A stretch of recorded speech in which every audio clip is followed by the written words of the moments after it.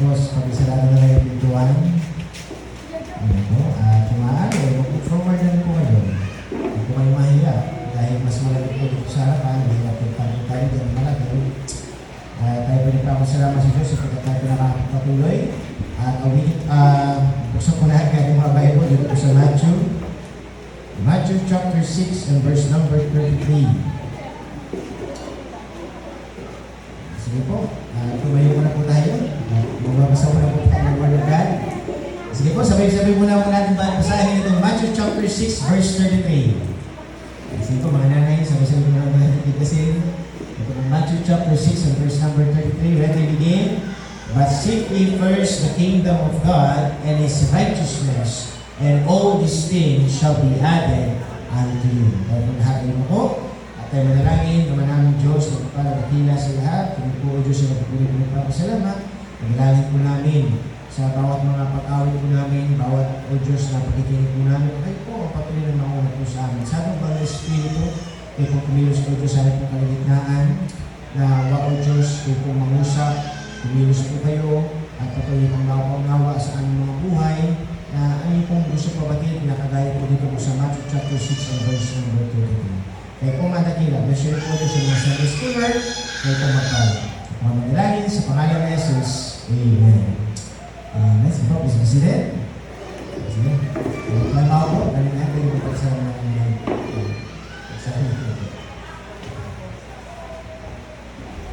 Ayan, ano po. So once again, good morning. Ano po, tayo nagpapasalamat sapagkat tayo po yung nagkakita-kita. Nakahapon lang, ay magkakasama tayo dahil po nag-attend kayo ng inyong Ladies Fellowship doon po sa lugar po ng Mexico, Pampanga. Ano po, nang bagamat medyo malayo, po, pero hindi naman po hadlang dahil may sasakyan naman tayo. Ano po, tinayin-gilig ay naging blessing po yung Ladies Fellowship doon. Tama ba? Kasi nakikita kayo mga picture, mga nakasmile kayo. Masaya kaya tayo naglaro eh. Ano po? So, tayo nagpapasalamat sapagkat yun nga po, naka-attend kayo doon. So, someday, sila naman ang pupunta dito. Kayo naman yung magpo-program. Diba? Tatayo si Nanay Julie dito. Siya yung magkakaroon muna. Diba? Si Nanay Mian, Nanay Jackie. Diba? Kayo lahat. Si Sister Elsa. Diba? Kasi diba sila yung nag-organize mga ladies. Diba? So, papay natin someday. Diba? Na kayo po ay magkaroon. Ako, ng pagkakaisa, at kayo rin po ay mag-held ng gano'n.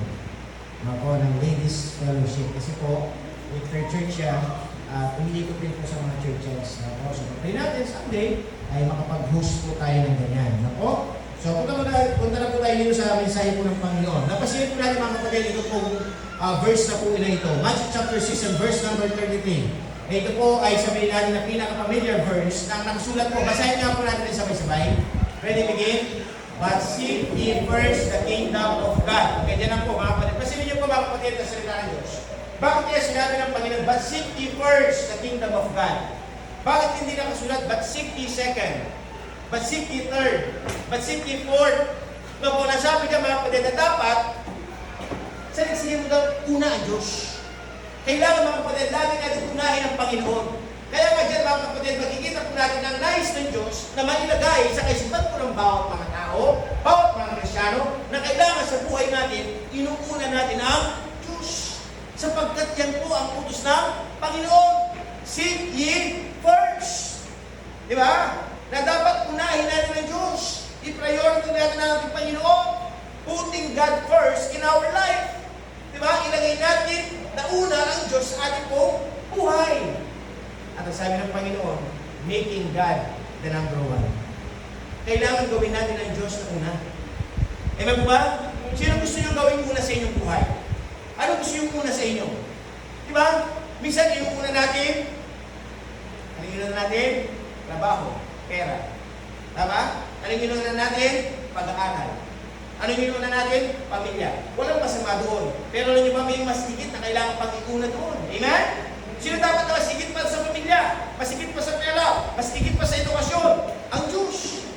Kaya ang sabi ng Panginoon kapatid, nakasulat po dyan, napakaliwanag, na sabi na sa Diyos, but seek ye first. Unahin mo ang Diyos.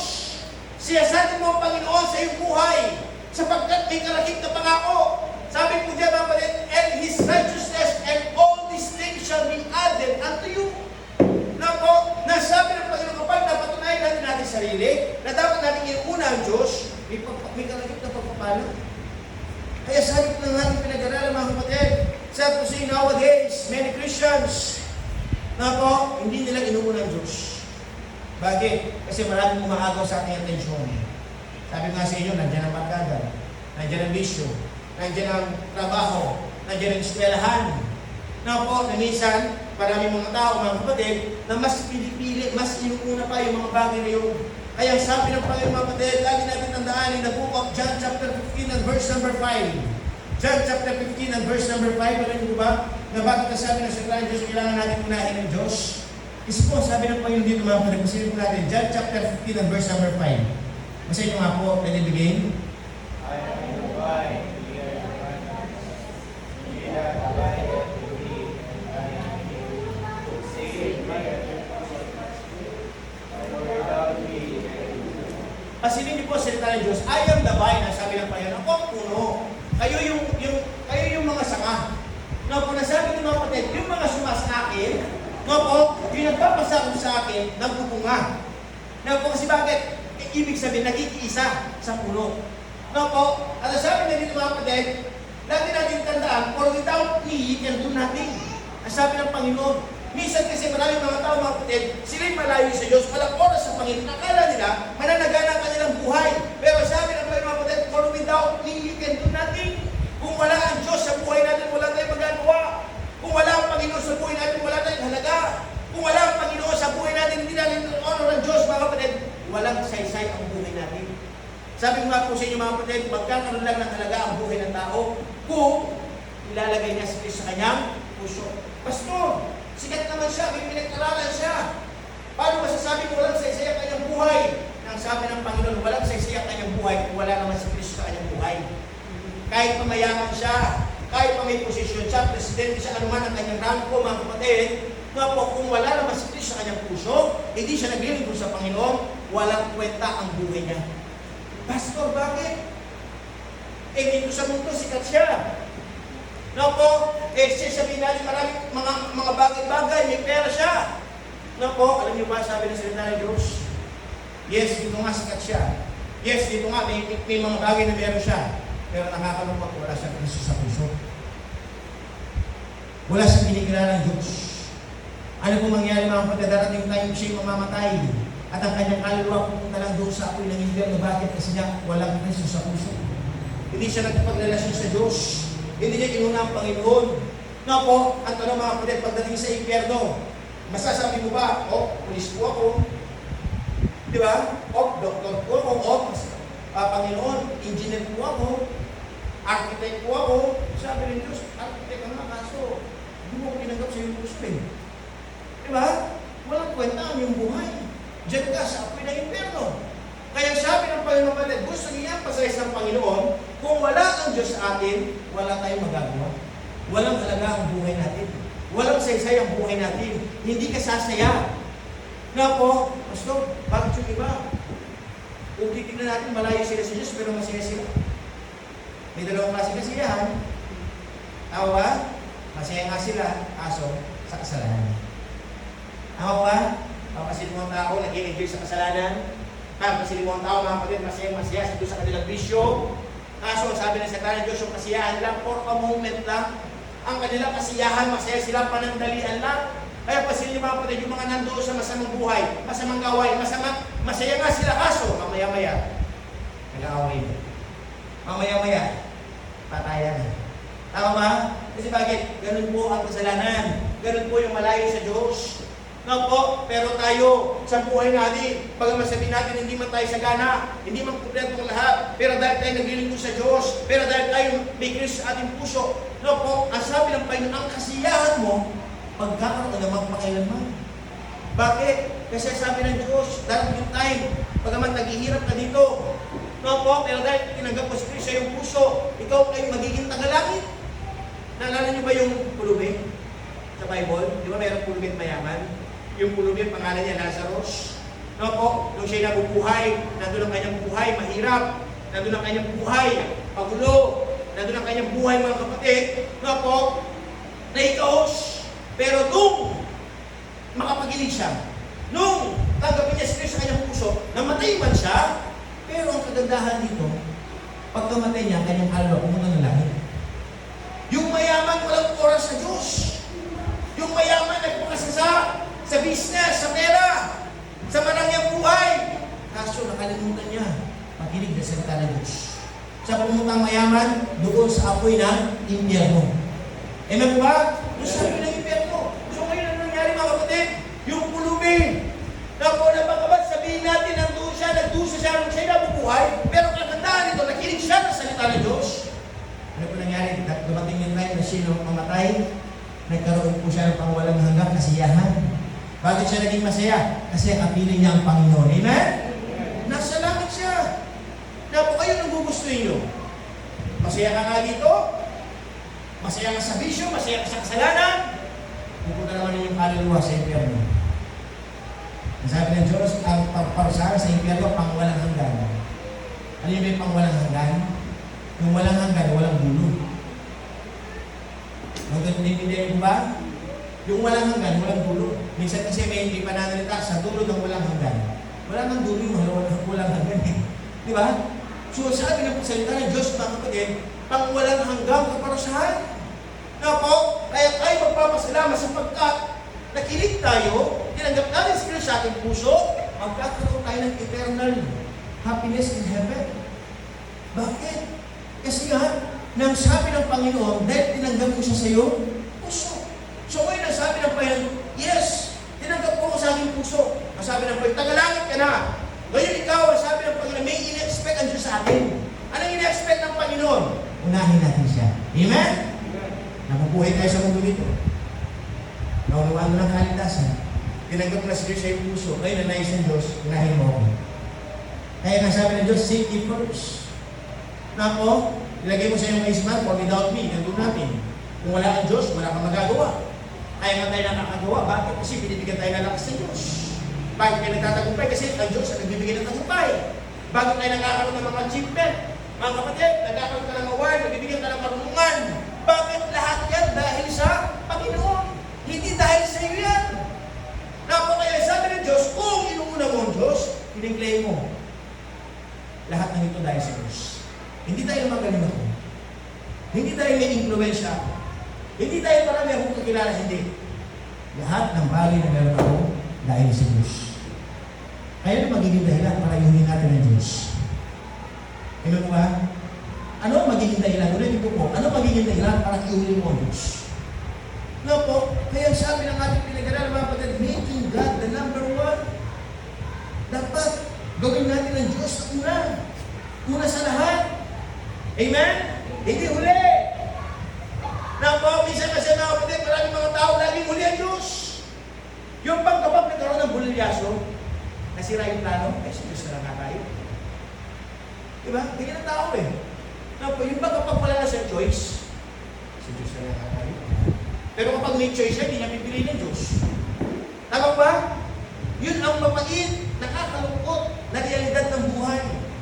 Kung ang tao may choice, hindi niya pipiliin ng Diyos. Na po, pag wala ng choice ang tao, para bang yung tao kapag nasa kulungan na. Di ba? Para bang nasa dead end na. Lord, sorry.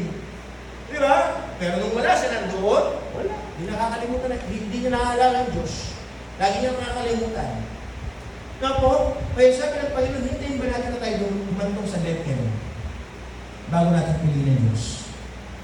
Alam mo ba? Hintayin niyo po ba yun? Hintayin mo ba yung punto na bago ka sabihin natin maglingkod sa Panginoon? Na po, hihintayin mo na yung nagkaroon ka na ng karamdaman, may cancer ka na, putol na yung paa mo, diba? Malala na ang buhay mo, malala na yung kalagayan mo, diba? Tapos sasabihin mo, Lord, iuuna na kita. Sabi nga ng Panginoon, sasabihin sa iyo ng Diyos, oo na, huli na nga yung buhay ko eh. Diba? Critical na nga eh. Ang tanong ng Diyos, malakas ka. Nandun yung kalakasan mo, nandun yung signal ng yung katawan, nasan ka? Tapos sasabihin mo, unahin mo ako. Sa tingin po ninyo, ang Diyos ba madadaya natin? Ano po kayo? Madadaya po ba natin ang Diyos? Palitan natin yung salita. May isahan ba natin ang Diyos? Malalamangan ba natin ng Diyos? Kasi ganyan ang tao eh.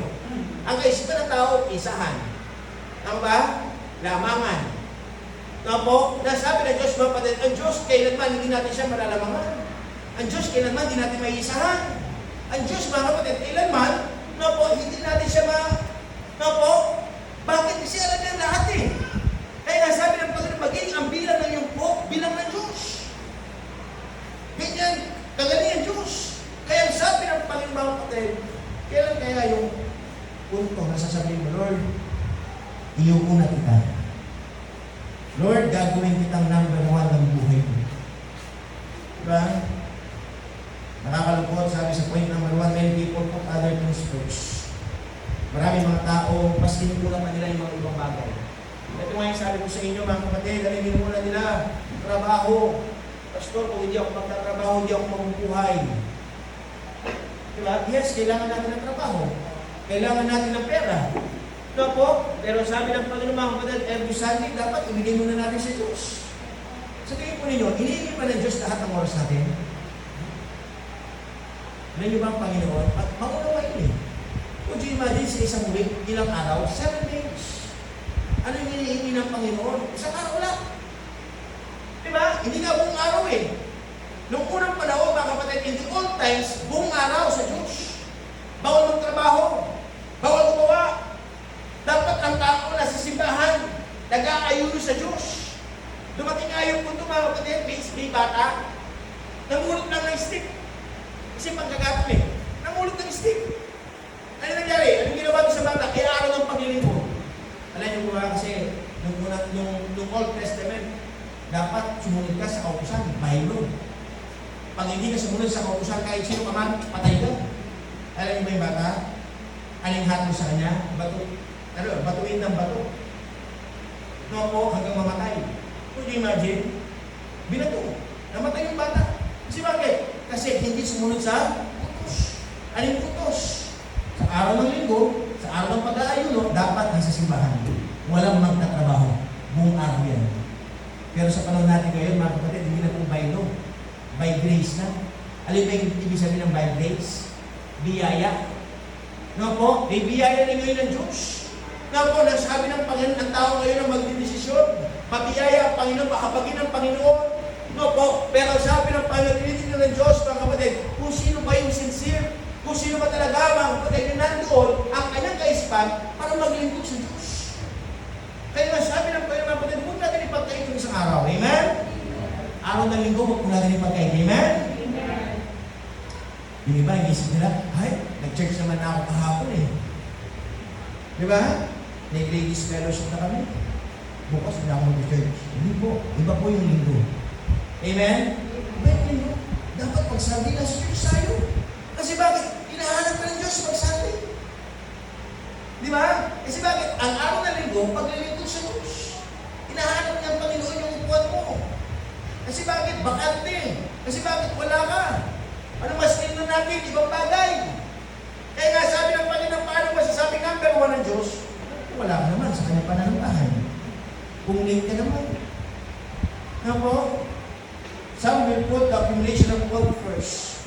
Yung pag nandoon yung una, yung iba, inuuna nila yung magpayaman. Alam niyo ba, walang masama sa magpayaman eh. Mangarap na yumaman. Pero nakakalungkot mga kapatid, kung lagi huli ang Diyos. Ano po? Ang dami mong pangarap, ang dami mong nais na gawin, ang dami mong sabihin natin na gustong iangat ang iyong buhay. Kaso sabi ng Panginoon, nakakalimot ka naman sa Diyos. No po? Kaya sabi ng Panginoon, mga kapatid, dapat unahin natin ang Panginoon. Some will put pleasure first. Karamihan ng mga tao na ginuguna nila, kasarapan, kasiyahan ng laban. No po? Kaya sabi ng Panginoon, mga kapatid, nakakalungkot, maraming tao, hindi nila naunawaan ang tunay na kasiyahan. Alam niyo ba, kayo sinasabi ng Kristyano, masaya pa rin kayo sa laman? Sa kalayawan sa buhay? Sabi ng Diyos, may question mark sa buhay. Ang totoo, Kristyano, masaya naglilingkod sa Diyos. Amen mo ba? Masaya naglilingkod sa Diyos. Masaya nakikinig. Masaya umaawit. Di ba? Yung mga nasisiyahan ka, every time na ikaw ay sabihin natin, tara, kung tayo ng church, tara, may fellowship tayo, tara, may pananambahan tayo, tara, may prayer time tayo. Yung mga nasisiyahan ka, Kasi bakit ka nasisiyahan? Kasi nga, yun ay gawain para sa Panginoon. Kung nakakalungkot, kapag ang kasiyahan natin, pag may nagyaya sa'yo sa kasalanan, mas excited ka doon. Nakakalungkot po yun. Bakit? Kasi ang ibig sabihin, mas masaya ka sa mga mundong bagay. Kaya nga sabi ng Panginoon mga kapatid, some will put pleasure first. Ako, sana sa buhay natin, huwag natin unahin yung kasiyahan sa buhay. Unahin na natin yung kasiyahan sa Diyos. Pastor, ang ibig nyo pa sabihin, bawal na tayong sumaya. Sabi mo nga po sa inyo kanina, may dalawang klaseng kasiyahan. Kasiyahan sa kasalanan, kasiyahan sa Diyos. Anong pipiliin mo? Hindi po bawal maging masaya. Alam nyo nga, sabi nga sa inyo, minsan sobrang saya ng tao, napapahamak siya. Tama ba? Minsan, pag yung pananalita, yung tao, sabi na, oh, eto sobrang tula. Di ba? Kung tangay ka niya, makipati ako, sobrang tula. Di ba? Kasi yung iba, sa sobrang enjoy, nakakapanagit na eh. Nag-enjoy kasi siya eh. Masaya siya sa kasi nga, hindi lang natasiyan. Tama? Di ba? Kasi minsan, meron tayong ugali ni Satanas. Di ba? Di ba may mga tao, masayang nayurakan yung ibang tao. Masayang, di ba? Yung bang hinahamak ng ibang tao. Sabi ng Diyos, hindi ko rin nakasiyahan niya. Di ba? Ang sabi ng Panginoon, alisin natin yung espiritu ni Satanas. Espiritu ng kasamaan. Tapos, kaya sabi ng Panginoon mga kapatid, nakakalungkot, some people put other things first. Ang tanong, isa kaya tayo dito. Minsan, sabi ko sa inyo mga kapatid, mas inuuna pa natin yung sarili natin kasiyahan. Tapos, inuuna natin, Pastor, di ba ako pwede maging masaya? Pwede maging masaya. Pastor, inuuna, di ba ang promotion ng mundo? Ito yung sabi ng mundo eh. Sabi ng mundo, ay importante masaya ka. Hayaan mo na iba. Diba? Importante masaya ka. Yung ba yung importante? Yung masaya ka? O mas importante yung masaya ang Diyos? Kayo po anong gusto nyo? Masaya kayo? Na malungkot ang Diyos? O mas masaya ang Diyos sa buhay mo? Diba? Kasi ito yung danger eh. Nasabi ng mundo, hindi. Hayaan ng ibang tao, basta masaya ka. Diba? Sabi ng pag-ibig, ay, hayaan mo ng nanay mo, basta masaya ka. Hayaan mo ng pamilya mo, basta masaya ka. Diba? Yun po yung paninilang ng mundo. Diba? Ano pa yung sabi mga kapatid? Kung ano nasa puso mo, sundin mo. Patricia. Diba? Yun ang gusto ng mundo eh. Sabi ng mundo, kung ano ang puso mo. Diba? Eh sabi ng Bible, yung puso natin mandaraya. Papaninilang ito. Kaya dapat huwag natin lagi sinusunod ang puso. Diba? May sinasabi ng tao, ay, basta susundin mo ang puso ko, hindi ako magkakamali. Mali po, mga kapatid. Sapagkat sabi ko ng Biblia, ang puso ay mandaraya. Ano kailangan natin sundin para hindi tayo magkamali? Ang Diyos. Salita ng Diyos. Kasi nga mga kapatid, ang Panginoon, wala siyang ninanasa sa buhay natin na ikapapahamak natin. Ang Diyos, wala siyang gugustuhin na po na ikasisira ng ating buhay. Ang Diyos, wala po siyang gugustuhin na ikalulungkot ng ating sarili. Lahat ang gusto ng Panginoon para sa kasiyahan natin.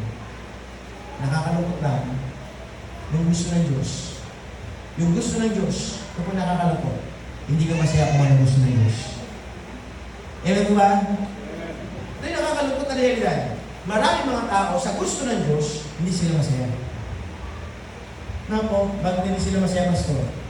Kasi nga, ang gusto ng Diyos, minsan nasasabihin ng tao, ang gusto kasi ng Panginoon, napakahirap eh. Napakahirap. Ang gusto ng Diyos, napakahirap, hindi ko masunod-sunod. Di ba? Ang tanong ng Diyos, bakit mahirap? Mahirap ba magpakalinis? Mahirap ba magpakabalan? Di ba nais ko ng Panginoon, umalis tayo sa kasalanan? Umalis tayo sa mali. Umalis tayo sa maling pamumuhay. Yun ang nais ng Diyos eh. Na po, na ibig sabihin, hindi kasasama ng buhay natin. Na po, ang nais nga ng Panginoon mga kapatid, makita mo na kailangan mo siyang unahin, nang sa ganon, matalikuran natin yung mga bagay, napilit tayong inihilang pamaba. Napilit tayong, mga kapatid, ginagawang malungkot na buhay. Napilit tayo mga kapatid, na para bang ayaw na tayong makabangon. Pero kapag I actually mga kapatid, kapag na-experience yung inuna ng Diyos, may blessing, may pagpapala. Na po, kaya sabi ng ating pinag-aralan mga kapatid, inuunan ko po. Maraming mga tao, iba ang nagalang inuunan. Pero sana tayo, nasa atin ang pagpupin, inuunan natin ang Diyos. Ano bang ibig sabihin na inuunan natin ang Panginoon?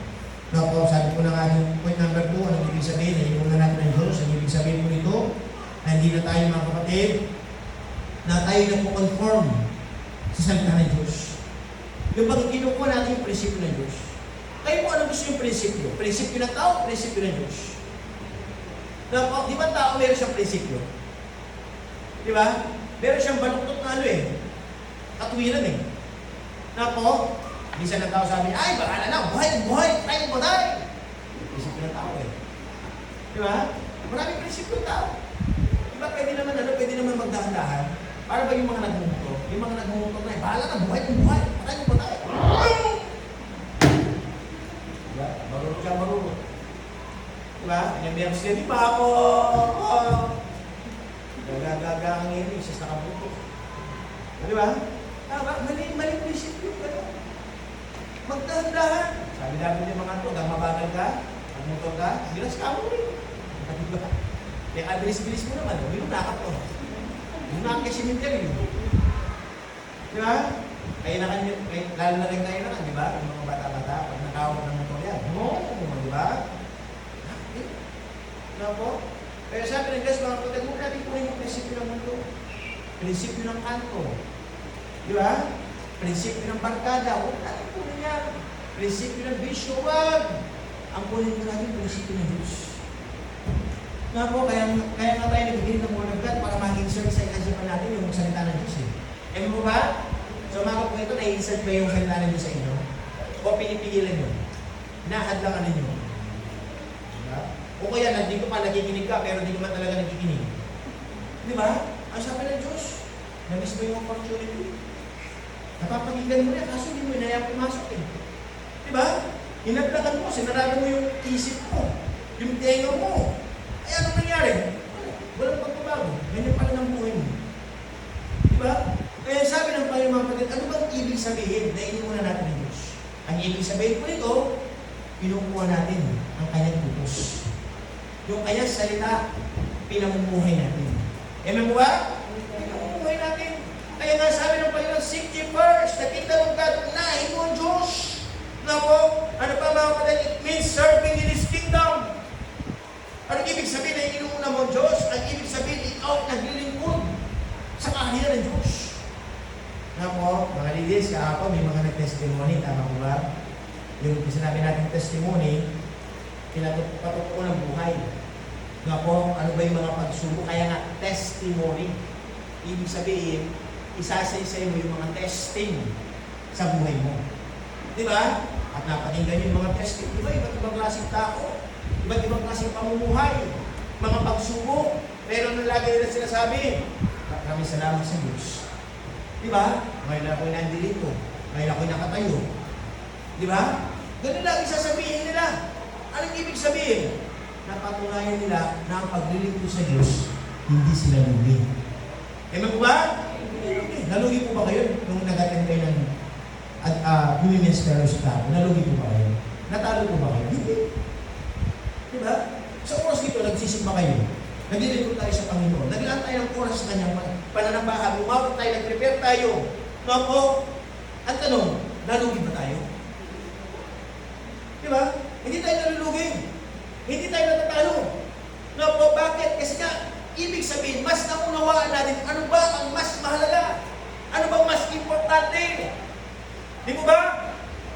At ang lahat ng bagay nito, sana pong ginagawa natin para sa Diyos. Amen? Ginagawa natin para sa Diyos. Hindi sasabihin, ay, nakakaya naman kasi kay ma'am. Baka ano mong sabihin. Ay, nakakaya naman kasi kay pastor. Hindi, huwag kong mahiya sa pastor, huwag kong mahiya kay ma'am. Mahiya tayo sa Diyos. Amen? Lagi natin i-consider ang Diyos. Na po kaya sabi ng Panginoon, ano bang ibig sabihin? Na inuuna mo ang Diyos. Ay ibig sabihin, ikaw ay naglilingkod sa kanyang kakarihan. Sa kanyang gawain. Tayo nagpapasahod, tayo nagpapagamit. Na po, kaya nga sabi ko sa inyo mga kapatid, yung church doon sa Mexico. Nako. Yung sasakyan natin nandoon. Yung isang sasakyan natin, yung L3. Yung M-Ears. Pinahiram natin sa kanila sapagkat yung sasakyan nila nasira. Di ba? Oh.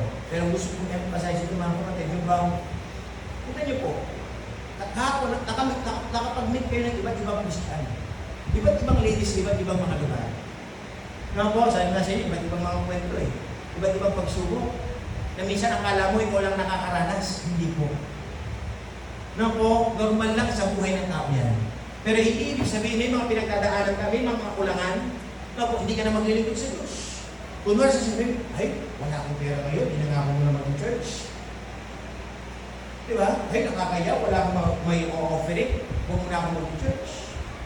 Ay, nakakaya, hindi ako makakapagbigay ng commitment. Diba? Sa mga project namin, huwag na akong mag-church. Could you imagine? Nasabi na salita ng Diyos, may sinuna mo ba yung mga bagay na yun?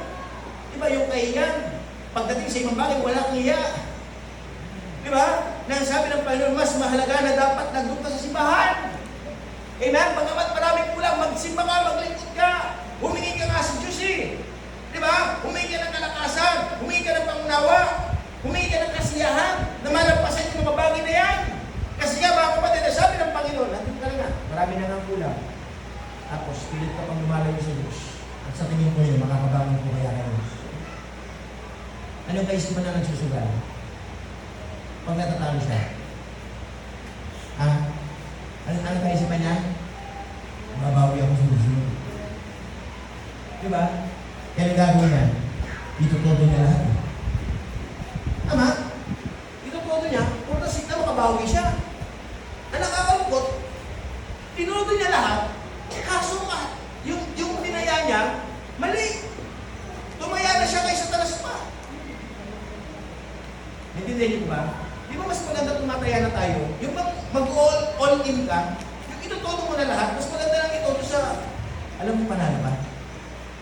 Diba? Sa tingin nyo, kanino kaya kang mananalo? Saan kayo tataya? Kay Satanas o sa Diyos? Diba? Inuulit mga kapatid, ito po yung kaisipan ng tao. Dahil gusto mo kabawi sa buhay, marami siyang pagkakautang, maraming umahabol sa kanya, anong gagawin niya? Magsusugal.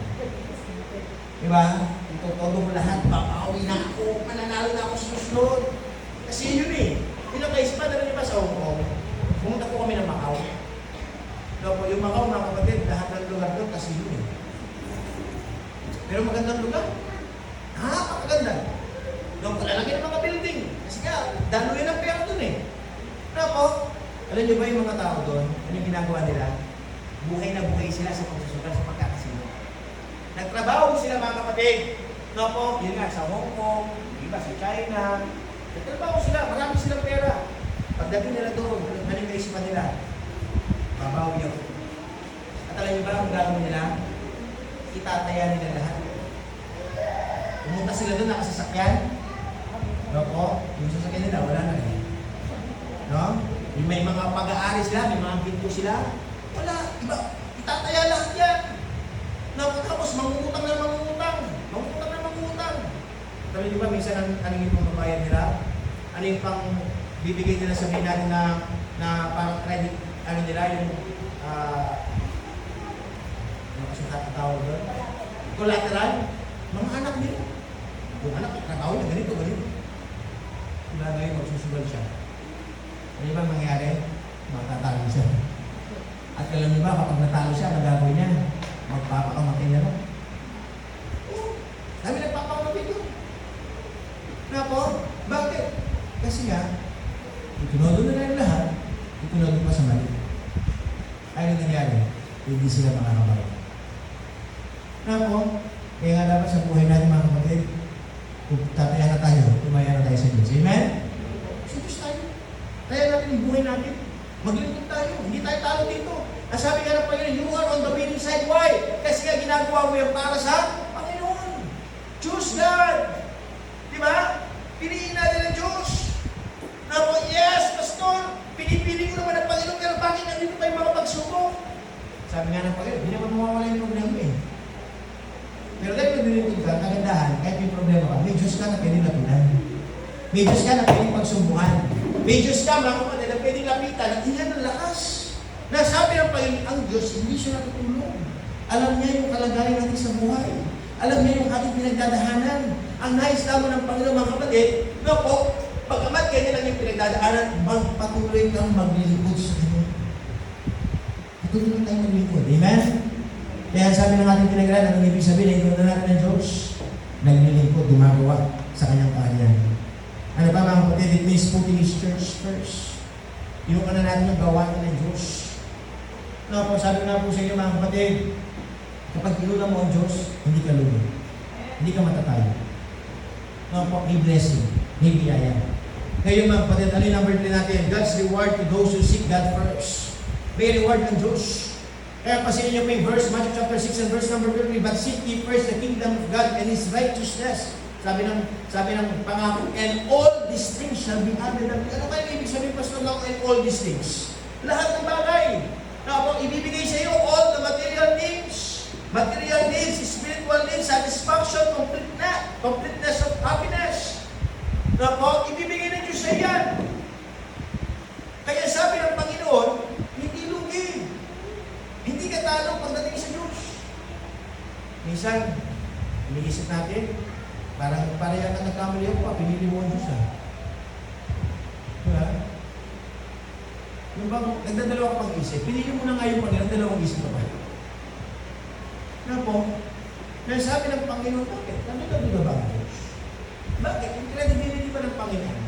Meron na bang sa history, mga kapatid, sa Bible, na nagsinungaling ang Diyos? Wala. Ano ibig sabihin? Hindi ka tunang ang Diyos. Hindi sabihin natin, yung credibility ng Panginoon, credible siya. Pwede siya pagtiwalaan. Na po, bakit? Kasi nga, eto ang Biblia, nakita natin ano yung pwede gawin ng Diyos. Kaya sabi ng Panginoon, mga kapatid, there is a reward. May reward ng Diyos. Basta patuloy ka lang. Maglingkod, huwag kang bibitaw. Kahit na mahirap ang buhay, kahit ano man ang yung pinagdadaanan, marami man umaad lang. Pagpunta pa lang sa simbahan, marami na yung umaad lang sa'yo. No, kung pinagdatawalan ka, sabi natin mo, andyan yung problema, andyan yung pagsubok, minsan away sa pamilya. Na ginagamit ang ating kaaway ni Satanas para lamang hindi ka makalapit sa Diyos. Pero sana, no po, dahil sa pagdanay sa ating unahin ng Diyos, sabihin natin, hindi, muna ako ng Panginoon. Mamaya na. Hingi muna ako ng Panginoon sa Diyos. Hingi muna ako ng guidance sa Panginoon. Huwag mo muna ako magpapatalos-talos. Di ba? Minsan kasi ang tao, mga kapatid, kadalasan, tayo pipadalos-dalos Ay masarap tayo napapahamak. Masarap tayo nagkakamali. Bakit? Kasi nga may kulang sa atin. Na kung anong kulang? Kulang tayo ng paglapit sa Diyos.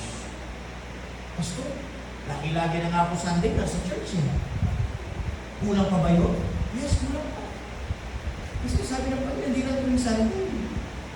Hindi ka lang magiging banal tuwing Sunday. Diba? Tayo kami nasulat na kanta. Diba? Pag Linggo, banal. Pag Lunes, Martes, ugaling kabayo, ugaling aso, ugaling baboy. Diba ganun yun?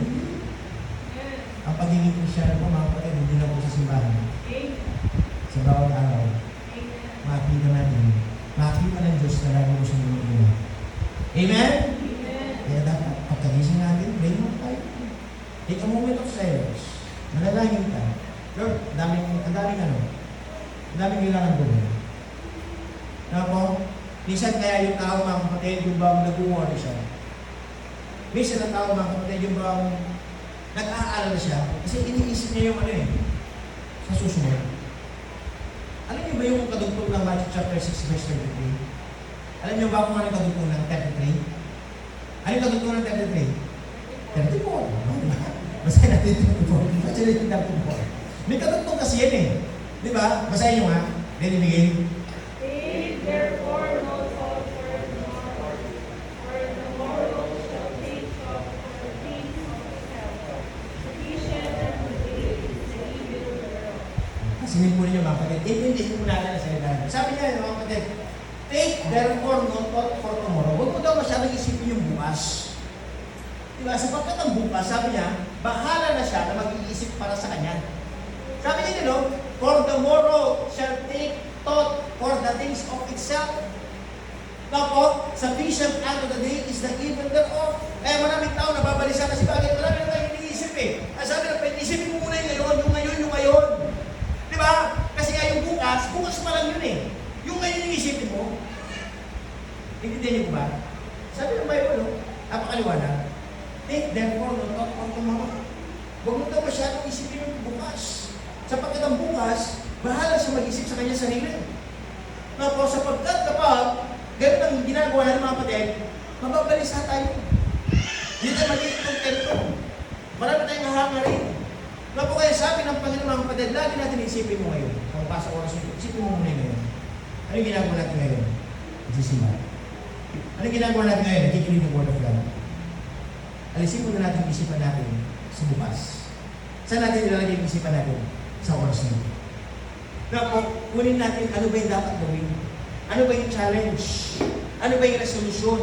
Ano ba yung dapat ng mga kapatid maging outcome ng araw na ito? Diba? Yun yung ano natin, yung ba dapat ilalagay natin yung isip natin sa mismong oras na yun? Hindi tayo laging absent-minded.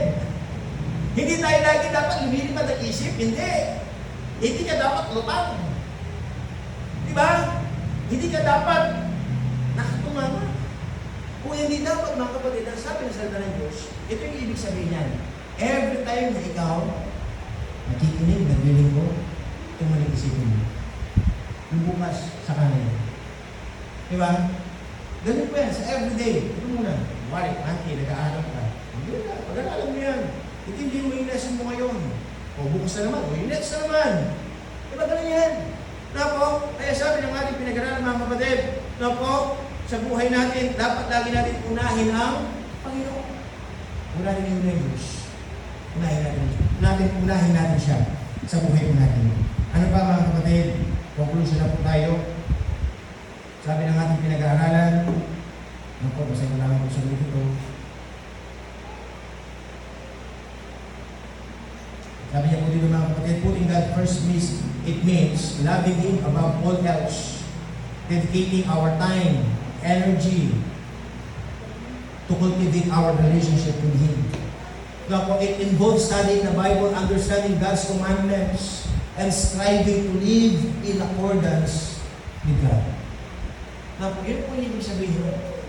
Now, yun muna mo ang Diyos. Now po, kaya sabi ng ating pinag-aralan mga kapatid, na sana, now po, i-priority natin ang Diyos. Putting God first, it means emphasizing making God the highest priority in all aspects of our life. Now po, it involves aligning one's action, thoughts, and desires with God's will as revealed in the Scripture through our prayer. Now po, kaya sabi niya dito mga kapatid, dapat i-acknowledge natin na napaka-taas na panawagan ito. Bakit kasi natawag ang Diyos? Dapat i-priority natin. Bakit? Kasi ang ginagawa natin hindi lang basta-basta. Kung hindi, ito po, inuulit ko mga kapatid, gawa ng Panginoon. Kaya sabi po natin pinag-aralan, putting God first. Why? Kasi sabi ng Panginoon, unahin natin siya. Hindi po pangalawa, hindi pangatlo, hindi pang-apat. Unahin muna natin siya. Bago ang lahat, lumapit na tayo sa Diyos. Bago ang lahat, lapitan muna natin siya. Umili tayo ng karunungan. Kasi nga, a lot of times, hindi makitin tayo. A lot of times, yung lumalabas sa bibig natin, parang ewan. Pangit na lumalabas. Bakit pangit? Kasi marami tayo nakakalimutan. Salita ng Diyos. Na po, kaya dapat mga kapatid, patuloy natin siyang unahin. Patuloy natin siyang i-honor sa buhay po natin. Amen po ba?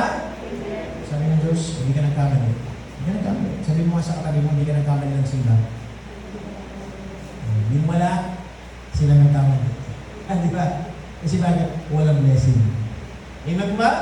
Kaya sa mga kapatid, patuloy natin, ipaglingkod, na po ang buhay natin, ilaan natin, habang tayo malakas, habang nandun tayo, ang ating buhay, maglingkod tayo sa Panginoon. Tayo lahat ito ngayon, susunod. Sige po, let's bow our head to service this morning. Sige po, sa inyong patay po, pagkapigil. ayaw mo mag-iling mo. So may katanungan ng Diyos, inuuna mo ba talaga ang Diyos? Napakaliwanag ko ang salita ng Diyos. Kanyang utos, sa Matthew chapter 6 verse 17, unahin mo siya. Sapagkat ang Diyos gusto niya, una siya. Hindi siya huling, hindi siya pangalawa, hindi pangatlo. Dahil sa Diyos, una siya. Patunayan mo muna yung sarili sa Diyos. Minsan ang dami natin hinihingi, ang dami nating request, ang dami nating nais na mangyari. Pero sabi ng Panginoon, nakakalungkot, ang dami mong hinihingi, pero hindi mo pa napatunayan yung sarili sa Diyos. Nasabi ng Panginoon, sige nga, bibigay ko mga bagay na yan. Sabi ng Panginoon, naisama ng Panginoon, unahin mo siya. Unahin mo siya. So mga po ito, isipin natin ang ating sarili. Nauna ba talaga natin ang Diyos? Minsan, ang dami natin na priority ng iba.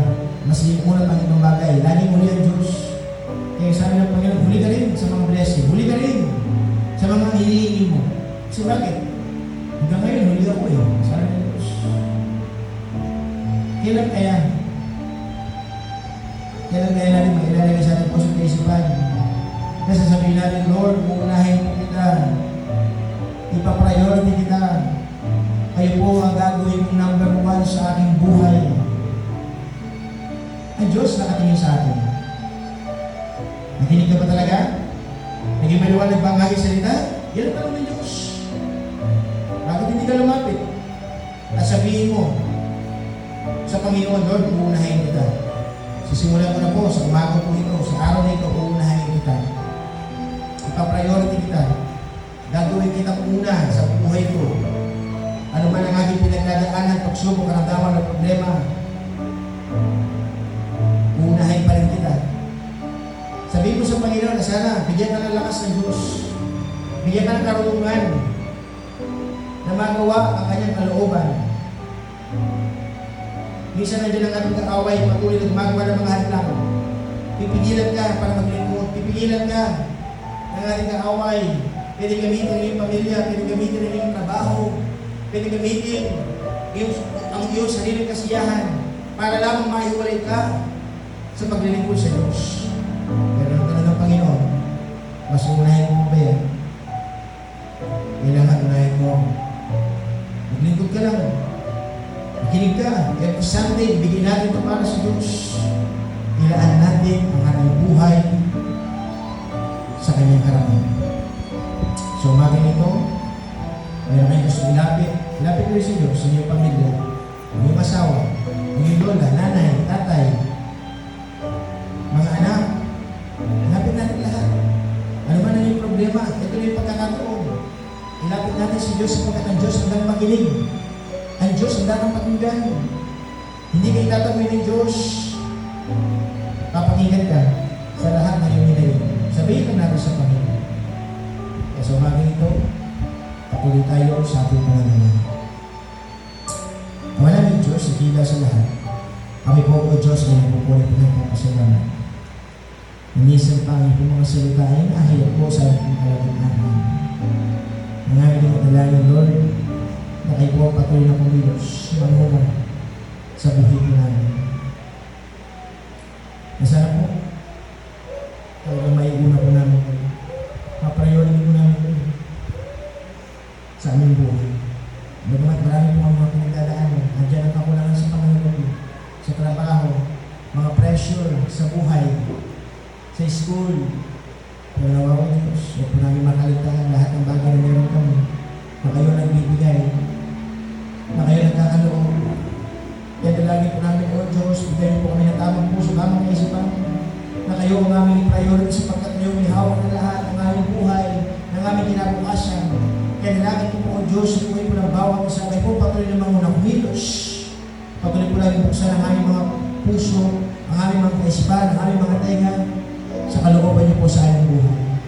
Kaya Lord, tulungan niyo po kami. Nilalapit ko rin po, O Diyos, ang bawat pamilya, bawat mga nanay, tatay, Lord, Lord. Patuloy niyo po sila bigyan ng kalakasan, kagaligan sa kanilang karamdaman. Patnubayan, Lord, naman ang kanilang pinagdadaanan. Bigyan niyo po ang iyong pag-asa, bigyan niyo po ang iyong luhanan. Lord, kung ano naman po ang mga kakulangan, Lord, bigyan niyo po yung iyong divine provision. Bigyan po kayo ng trabaho. Bigyan po kayo ng tulong. bawat isa sapagkat kailangan po namin ito. Kailangan po namin kayo. Kaya Lord, patuloy kami pinagsusumama. Hindi po kami kawalan.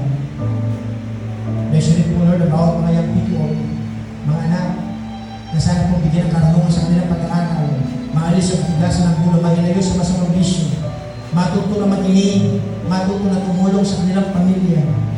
Kaya nilangin ko po Lord, alisin niyo po ang gawa ng aming kaawagan.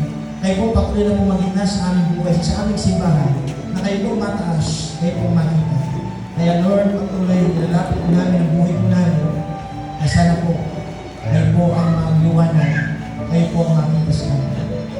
Kaya Lord, patuloy pinupulit po namin kayo, sinasamba at tinataas sa iyong mga. Ang paggamit na langit, nabili po namin sa matamis na pangalan po ng aming Panginoong Jesus. Amen and amen. Amen. Lord be the glory. Please be seated for a while.